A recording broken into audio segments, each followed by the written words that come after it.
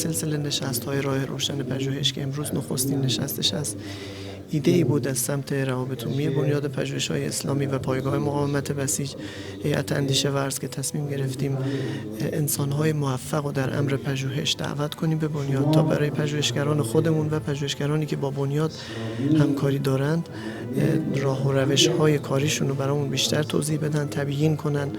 از شکست‌هاشون بگن که بالاخره پلی برای پیروزیشون بوده. به ذهنمون رسید که آقای دکتر سید حامد مرتضوی که مدالشون رو به هرم مطهر اهدا کردن و از مخترعان جهانی هستن و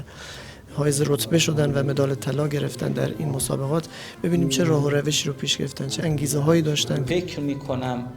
به اندازه داروسازی و داروشناسی ما رشته‌ای نداریم که بتونه اینقدر خدمت به خلق انجام بده. ببینید ما مقابلمون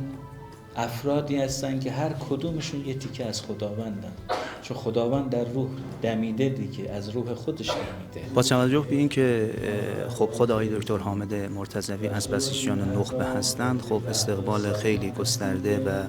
جالبی شد و همزمان جلسات دیگری هم در بنیاد صورت گرفت، ولی الحمدلله دوستان ما در هیئت اندیشه ورز بسیجیان فعال و بسیجیان نخبه در این جلسه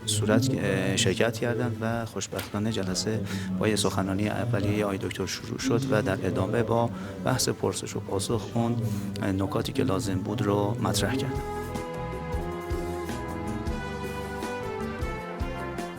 در سلسله نشستی که امروز داشتیم بررسی‌های مختلف علمی در حوزه داروسازی و حوزه داروی ضد سرطان و ارزم به حضور که مدال طلای اختراعات جهان و اینکه فضا در کشور آماده هست برای همه جوانهای کشورمون که بخوان تحقیق بکنن، بخوان کار تولید رو انجام بدن. منتها بحثی که مطرح بود بحث عبودیت، معنویت، تعقل، تفکر و توسل به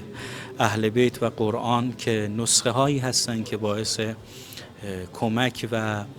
در واقع انگیزه میشن که بتونیم در اون مسیر موفق باشیم ایجاد شد و این توفیقی بود برای من و به نظرم از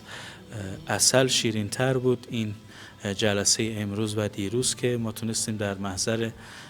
آقا علی ابن موسی رضا و این دوستان و بزرگان در بنیاد باشیم.